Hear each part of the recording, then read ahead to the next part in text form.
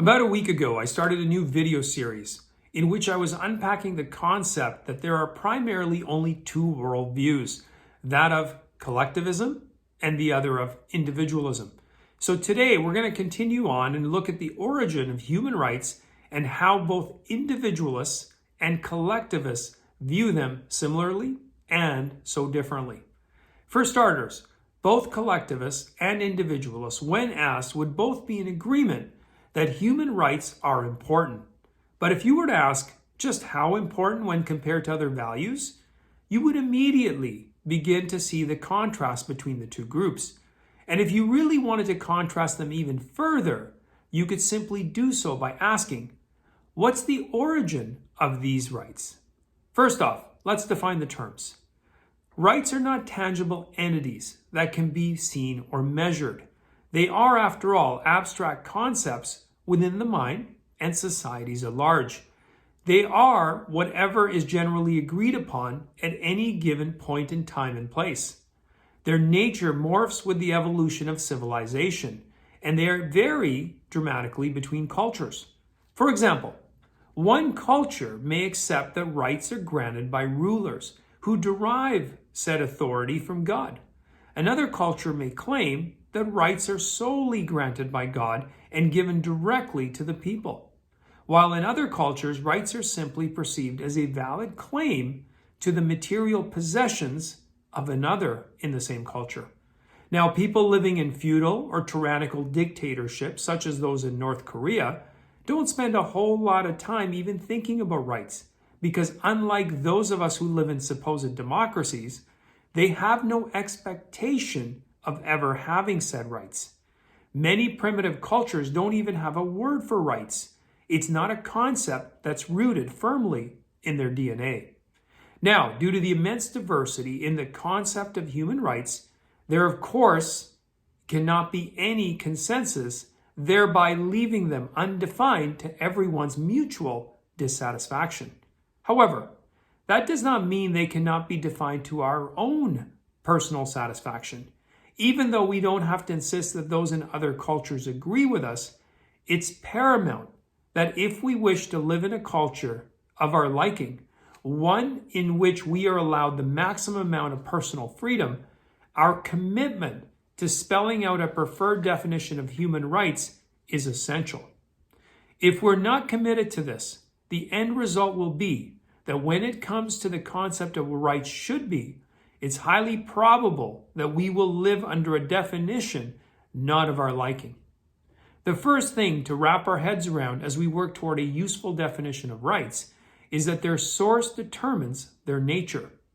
In future videos, I'll unpack this further, but for now, I'll lay the foundation of the concept simply as this.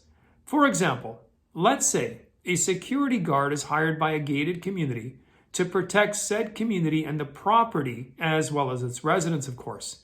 The guards must be limited to activities that the residents themselves are legally entitled to perform. Guards may patrol the community and, if necessary, physically intervene or restrain or deter burglaries and acts of aggression by outsiders. Why?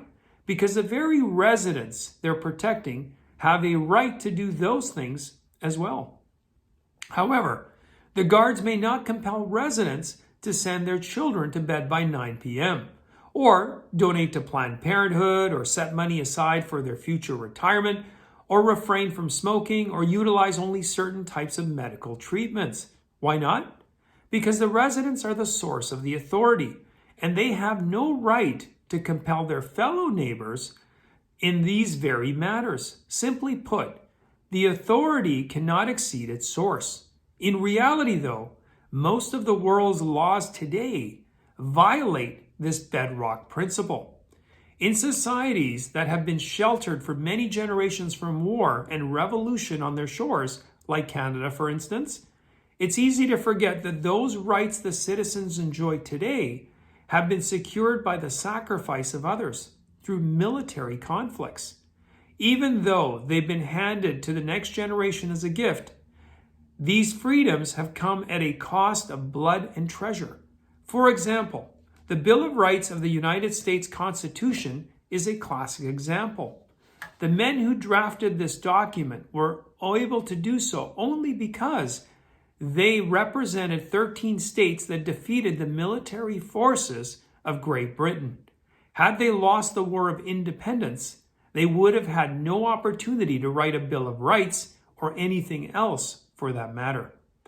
Like it or not, political power grows from the barrel of a gun, as famously stated by Mao Zedong. The same could just as easily be said about rights.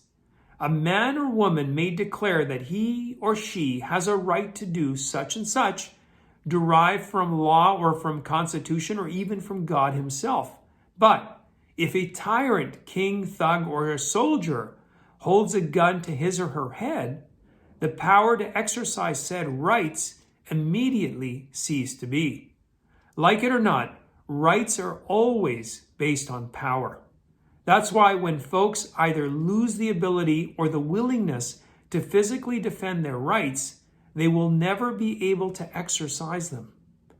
There are no such things as benevolent dictators, only ruthless tyrants, I'm afraid. Which now brings us to the night and day divide between collectivists and individualists. If rights are won on the battlefield, we may assume they belong to the winners. But who are they?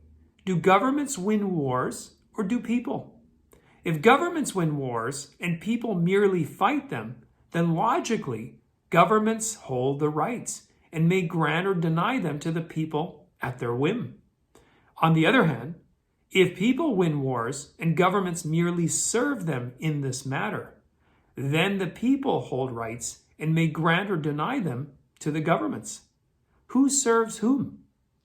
If our goal is to define rights as we think they should be in a free society, we must choose between these two concepts. Individualists choose the concept that rights come from the people and government are the servants of their citizens. Collectivists, however, choose the concept that rights come from government and the citizens are the servants. Individualists hold deep reservations about that assumption, because if the government has the power to grant rights, then on the flip side, it also has the power to take them away.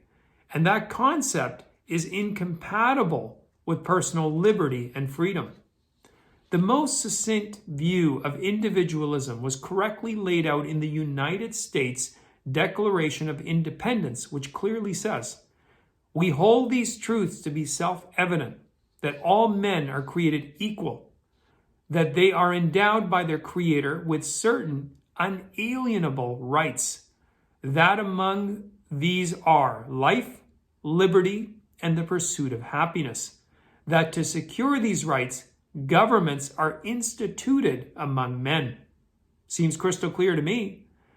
The dictionary for the time being tells us that inalienable means not to be transferred to another. The assumption is that rights are the innate possession of the people. The purpose of the government is not to grant rights, but to secure them and protect them. Something lost on autocratic governments worldwide these days. Now, contrast this with all collectivist political systems, which fundamentally embrace the opposite view, that rights are granted by the government or those in charge. That includes Nazis, fascists, and communists, not surprisingly, of course, but it's also a major tenet of the United Nations, believe it or not. Article 4 of the UN Covenant on Economic, Social, and Cultural Rights says, "The states parties to the present covenant recognize that in the enjoyment of those rights provided by the state may subject such rights only to such limitations as are determined by law." And there I rest my case. If the state can grant rights, it can also take them away. After proclaiming the rights are provided by the state, it then says that those rights may be subject to limitations, as are determined by law. Put another way, the collectivists at the UN presume to grant you and I our rights, and when they are ready, to take them away. All they have to do is pass a law authorizing themselves to do it. Now, of course, I'm not a believer that rights are willy-nilly. You do have responsibilities. Every freedom comes with a duty of care and responsibility. But we'll talk about that at another time.